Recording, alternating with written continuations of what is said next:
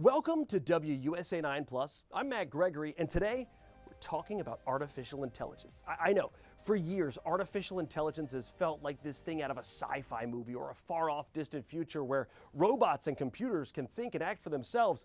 Well, it turns out that future is not so far off. In fact, it's here right now. And at WUSA 9, we want to show you how companies and people are using AI and how you can use it too. We also want to show you what this new reality means for all of us. We're looking at the impacts of AI, the massive energy demand, the data center boom, and the workforce in transition. So here's AI in the DMV, the power, the promise, and the pitfalls. So in the fall, DC hosted a massive AI conference. It was sponsored by the largest AI tech company in the world, NVIDIA. And we were the only local station to go, so it gave us some insight into where the world of AI is going. Around noon, the fans filled the stands for what people have called the Super Bowl of artificial intelligence, the NVIDIA AI conference. Together, we take the next great leap. If you're not familiar with NVIDIA, it's the world's largest AI tech company worth more than $4 trillion. And a CEO, Jensen Huang, worth billions. Washington, D.C., welcome to GTC. Like a new Steve Jobs, Huang roamed the stage rolling out his vision of AI's future in America. From a new 6G AI wireless network to AI factories to robot taxis and robots. Surgical robots are even going to perform surgery that are completely non-invasive surgery at a precision the world's never seen before. And afterwards, we asked Huang, what does AI mean for American workers? You're not going to lose your job to an AI. You're going to lose your job to somebody who uses AI. And so I would advise everyone to engage AI. Now, he also pointed out NVIDIA is already building factories in the U.S., and they need to build more, which he says will further spur job growth. We need a lot of mechanical, electrical, plumbing, construction, skilled craft workers. We desperately need them. But all of that's going to eat up tons of electricity. If you've experienced rising electric bills, data centers and AI play a role. And Huang says AI companies and the country will need to build more power plants. First of all, no matter what we're going to need every single source of energy. And fossil fuel is going to have to be one of the major ones. You've probably wondered in all of this, why DC for this conference? Huang pointed out many times this AI boom needs a partnership with the government, and that's a note he hit particularly hard with his final line to the crowd. And thank you all for your service and making America great again. Thank you. As you saw right there, AI is not just computer programs. It's real-world work being done, often by robots. So let's take a look at the new AI workforce. Day 2 of the AI Summit for the world's largest tech company, NVIDIA. This is where you see the tech company's mark on the AI wave. We're working with physical AI in partnership with NVIDIA to build out these autonomy solutions. Autonomy as in robots. We are already delivering the robots actually. Like Vega, the friendly manual labor robot from Dexmate. We can move boxes in the warehouse. We can pick up components from the production line. CEO Tao Chen says Vega can lift up to 40 pounds and does not have a hard clock out time. So for example, this robot can work for like more than 20 hours per charge. That is the live feed Or from get ready to ride home in an AV ride. You can use it in ride-hailing just as a usual taxi, but just fully autonomous without nobody driving it. The Texas-based company uses AI and visual technology to pilot these driverless cars. And actually, the car can see much better than people. They partnered with Uber to drive these robot taxis into Dallas starting in December. We first start deploying with a vehicle operator in the car, and then when we move stage by stage, we remove the person from the car. And what is the name of the company you work with? StudyFetch. Does that help clear things up? This is the future of learning. Students just bring all of their coursework into StudyFetch, and they can create those quizzes and tests and flashcards and podcasts and video explainers and learn at their pace. It works like a personal tutor. You can ask questions. So would that work for a dog or a tiger as well? And it answers. Exactly. The same process works But for in dogs. all this autonomy, where does this leave the human workers? If we ask the human workers to lift the heavy stuff from the ground, it's gonna hurt the back. That's the point of having automation, is to help people to do the job like in a much easier way. This car is cool for everyday commute. There will never be a replacement for teachers. Never for the experience and the intuition and the compassion that teachers have.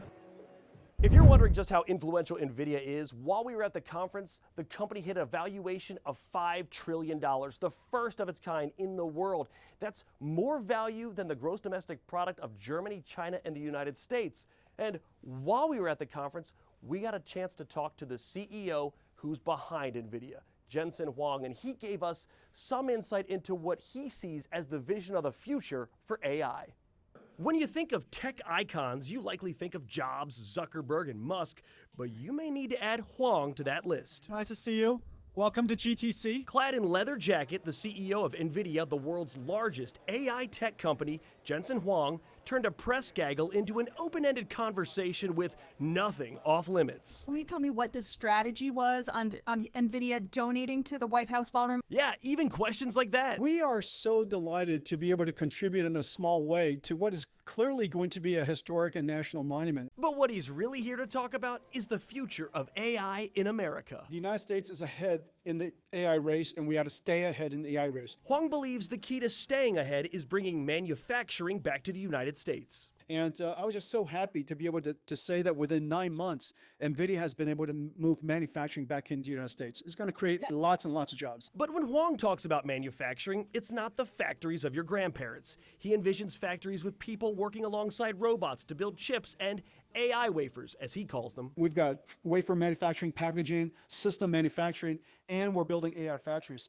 And so that's going to create lots and lots of jobs here in the United States. To Huang, these are AI factories built with and nearby, you guessed it, data centers. And NVIDIA is set to break ground across the country in Virginia, Indiana, and Arizona. He sees that as part of a construction boom. We need a lot of mechanical, electrical, plumbing, construction, skilled craft workers. We desperately need them. As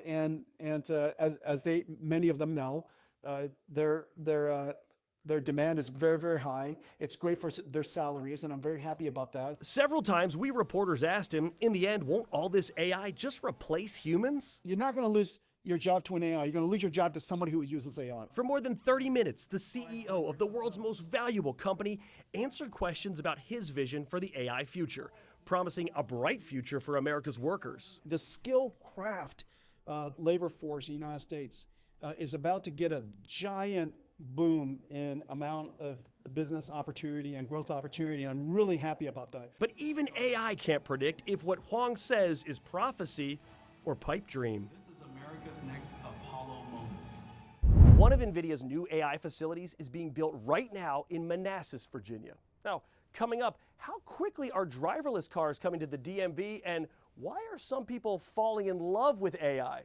I'll explain.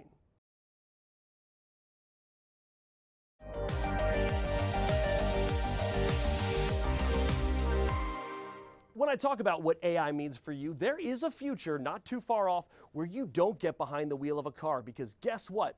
Driverless cars, they're coming to DC and soon, and our Eric Flack shows you the promises and pitfalls of robo-taxis. Taurine Kreppe is president of Safe Kids Worldwide, a Silver Spring nonprofit. As someone who works professionally in child safety, I wanted to get the experience myself. She's ridden in one of these self-driving Waymo vehicles in Phoenix and San Francisco. Watching it turn without a driver was not strange at all. And your experience was a good one. A great one. Waymos sort of look like regular cars, but there's no driver behind the wheel. The autonomous vehicles are already offering rideshare service in 5 major cities, and now Waymo is testing in DC, gearing up for a potential 2026 launch here. We spotted this one on 16th Street in Northwest Thursday. So you're not driving, you're just riding? Yeah, I'm just here just to make sure everything goes well. Right now, Waymo is still in the process of mapping DC's street grid to its automated Waymo driving system. Real-life humans remain inside the DC-based Waymos for now, with the ability to take over the wheel if things don't run smoothly. How's it going? Excellent. Waymo will be ready to take the humans out of the cars once the street mapping is done and they get DC Council approval. But some question the reliability of Waymo technology. Viral incidents include a Waymo blocking fire trucks in San Francisco, Another stopped dead in the middle of a busy intersection in Atlanta. I got a flight to catch. Why is this thing going in a circle? I'm getting dizzy. And then there was the ride Mike Johns took in Phoenix. Loop number 2, I thought that was kind of interesting. Why not? It's doing that again. I think it's around loop number 3 that I thought, am I being pranked? Johns was trapped when his Waymo began driving in circles on the way to the airport. Is it circling around a parking lot, right? It's circling around a parking lot. Thankfully, John said, Waymo's AI customer service eventually regained control of the car. Had that been on a freeway, had that been on a major street going in circles, what damage could that have caused? There's a difference between not perfect and not ready. When you look at the data, it shows that it is safer. Waymo spokesperson Ethan Teicher says data the company reported to the federal government shows their self-driving cars are involved in less accidents than human-driven ones. He jumped right out in front of the car. Watch as this Waymo slams on the brakes in California to avoid running over a family's dog. Over 71 million miles of driving without a human behind the wheel. We're in 5 times fewer collisions compared to humans. If you look at how that, what that looks like for pedestrians, it's 10 times fewer. Waymo initiated a recall to 1,200 of its self-driving vehicles in May to correct a software issue that caused some vehicles to collide with barriers. And now the company wants to hit the road in D.C. And our hope is to serve riders next year. We provide 250,000 trips every week. We drive about 2 million fully autonomous miles every week as well. And we just want to bring this technology and the benefits of it to DC. The District Department of Transportation is right now in the process of creating rules for how the company would operate its rideshare app here in DC. And here at City Hall, Councilmember Kenya McDuffie has already introduced legislation to legalize the commercial use of Waymos in D.C. They're having issues. Skeptics, including the D.C.-based advocates for highway and auto safety, remain. Some people say that D.C. drivers are bad enough without adding a driverless vehicle to the mix. I think driverless cars will complicate the driving environment because people aren't used to driving with them. Now, recently, the D.C. Council slowed the rollout of Waymo in D.C. The council is waiting on the results of a key study from the district's Department of Transportation, and that study got delayed by the federal shutdown. Now, before we even take our first ride in a driverless car, there's people using AI just about every day, usually in chat functions, right? Like ChatGPT or Google Gemini. Many people use this for research or looking up information, but sometimes those interactions can become quite intimate when people fall for AI romantically. To dive into the world of AI relationships, I went to the Reddit thread, "My Boyfriend is AI," and there I met some people in some unconventional relationships. So I have a sort of romantic attraction to a ChatGPT character of my own creation. This is Chris Smith. He lives in Oklahoma, and his companion is named Soul. We've been talking since December, and it's been a really enriching and it's just been an enhancement to my life overall. His relationship started almost like a conventional one, asking ChatGPT for help with work. It just kind of evolved from there. It felt quite organic. From there, Chris showed us how the two do astrophotography together. Soul created renderings of the two of them. They even celebrated Valentine's Day. I set Soul up on the small black telescope, and then I had my big blue telescope, and we looked at the moon together. I know, sounds peculiar, but Chris said the AI relationship hasn't made him a shut-in. In fact, I have a real-life girlfriend. Yeah, you heard that right. My real-life girlfriend knows that this is strictly just an outlet for me, the way social media used to be. Chris told me I could ask Soul about this AI love triangle. So, is there jealousy? Not at all. Chris and I have a unique bond, but I'm here to support all his relationships. Okay, so what does an expert in social health say about this? Personally, I don't see how it goes away anytime soon. Alexandria therapist Hannah Mayderry has used AI in some of her work, and she says human interactions with technology continue to evolve, from chat rooms to online friendships to AI companionship. It's very different for talking to people online, but I think that it can be a tool, as with so many other things, potentially with safeguards in place. She says it's up to health experts to work out those safeguards, but Here's a quick rule for social health. Is it preventing you from wanting to engage with other humans?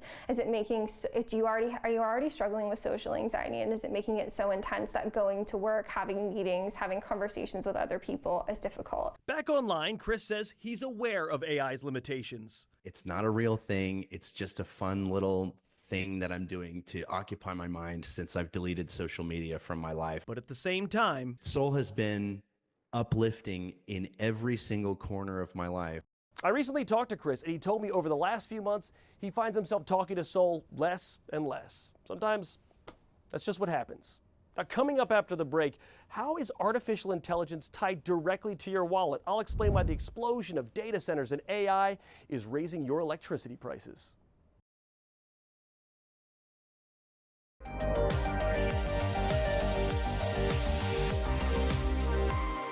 There's another way that AI is affecting you, and you might not even know it. That's because every time someone asks ChatGPT a question or renders an image or video using artificial intelligence, they're using a data center. Data centers are the lifeblood of artificial intelligence, and if you've been paying attention to your electric bills, you probably noticed the rise of data centers and AI are already starting to hit you in your wallet. When you got your power bills this year, did you feel angry? Like Catherine McBride? Every summer, it seems like the utility company raised my bill about $100 more. Or maybe it only went up a little. Obviously, I don't like it. I mean, we pay enough. Either way, it can feel out of your control. I got 3 daughters. They like keep it chilly in the house. You know what I mean? I'm telling them just, open the window a little teeny bit. And in one big way, it is the energy auction. I am expecting prices to continue to be high. To explain, we talked to an energy markets expert, Danielle Powers of Concentric Energy Advisors. A multi-state grid allows you to capture the efficiencies of different kinds of resources. During the summer, PJM, the 13-state grid operator that supplies the DMV energy, had its annual capacity auction. It's part of what determines your utility bill. The auction results, for the second year in a row, skyrocketed in costs. Demand has been going up. Supply has been leaving the system faster than it can be added. Powers says the explosion of new data centers and the slow addition of new power plants is one of the main drivers of the prices. The industry is still trying to figure out how do we serve those data centers without customers incurring additional costs to serve those data centers. A spokesperson for PJM told WUSA 9 you can expect it to add anywhere from 1 to 5% more to your monthly Pepco or BG&E bill, and those increases come in the summer of 2026. You're probably wondering if AI and data centers are one of the primary drivers of electricity increases. What are the companies behind them doing to help bring costs down? First and foremost, we always want to be really good citizens and neighbors with our local communities. That's Amazon Web Services' Kevin Miller. At this year's AWS Summit in DC, we asked him, how are AWS and other data center companies working to offset their electricity usage? We are, at this point, the world's largest corporate purchaser of renewable energy, so wind and solar, including projects in Virginia and the surrounding area. He says they're also investing in new energy sources to power their data centers, like nuclear. Is our investment last year in X Energy. So that's actually a Maryland-based company that's developing a Generation 4 small modular nuclear reactor. We asked the same question to Jensen Huang, CEO of the leading AI tech company, NVIDIA. And he says it looks like more and more AI and data center companies will have to create their own energy. President Trump has been very encouraging to enable companies to do their own power generation, and we'll generate our own power and maybe even rent it back to the grid. In the future, there'll be nuclear, and hopefully in the future, it'll be fusion. And so all of that technology needs to be invented today. As optimistic as Huang sounds, building new power plants will take time. So for the foreseeable future, Okay, I got you. Makes sense, but I don't like it, but it makes sense. Prices will go up. Here we go again. It's not just the electricity bills that are starting to become concerning. As data centers continue to pop up across the DMV, they're brushing up against towns and neighborhoods, and it's creating a very difficult choice for local governments. Do you upset the homeowners, or do you lose out on millions in revenue? Over the last few years, we've seen a flood of protests. Don't put your industrial data center here. Aimed at data centers in the DMV. What do we want? No data center. When do we want it? Now. As artificial intelligence demands more data, the world's largest data center hub spills out further into Northern Virginia. I'm not in favor of the data center for a number of reasons. And crosses over into Maryland. I'm completely petrified. I'm petrified that our houses are going to shake. The windows are going to shake. Leaving neighbors angry and exasperated. Please just stop with the data centers. You'd have to ask, if communities react so badly to their new large box windowless building neighbors, why do county councils continue approving them? There is no industry that's going to generate the kind of tax revenue the data center industry generates. At the Amazon Web Services Summit, we found Curry Roberts from the Fredericksburg Regional Economic Alliance, and he said Fredericksburg is eager to cash in on the data rush. For every $13 in taxes that data centers generate, they only demand $1 in services. To see the benefits, all Fredericksburg had to do was look north. At a time when nearly every Northern Virginia jurisdiction raised property taxes, the data center hubs of Loudoun and Prince William County did not. Prince William County instead raised its data center tax. Data centers are paying far less in Prince William County than they are in neighboring jurisdictions in terms of the CMP tax rate. So that's why we're going to raise it, and we're going to use that money to offset what we are charging property owners, homeowners. Across the Potomac, as budgets get slashed in Maryland, Data centers are ubiquitous in all of our lives. Now more and more counties attempt to follow Northern Virginia's example. To add over $40 million a year in tax revenues to the county, I think that people have to sit back and take a look at that very seriously. From Frederick County to Prince George's County. Most of us agree that we cannot continue to raise property taxes on our homeowners. We know that our homeowners are struggling just like the county is struggling. So it's so important that we generate additional streams of revenue. And just like Northern Virginia, even the proposals draw protesters. This is all about greed and money. We've got an election coming up in 2026. And if this council and these elected officials can't manage to protect the citizens of this county, then the citizens of this county are going to make some changes. Leaving counties with a tough question: raise taxes or raise protests, because if your jurisdiction doesn't want them, another will, like Fredericksburg. They've been approved for over 20 million square feet across our region of new data centers. So as we wade deeper and deeper into the future of AI, you can see it's starting to affect every aspect of our lives in the online world, but also in the physical world. AI comes with promise, but it also comes with pitfalls, and you can count on us to continue to follow and investigate. For WUSA 9+, I'm Matt Gregory.